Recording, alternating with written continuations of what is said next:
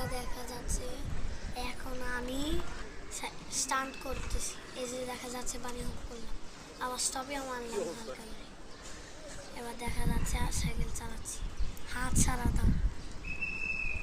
এবার যাচ্ছি যাচ্ছি যাচ্ছি, আবার ঘুরে আসবো।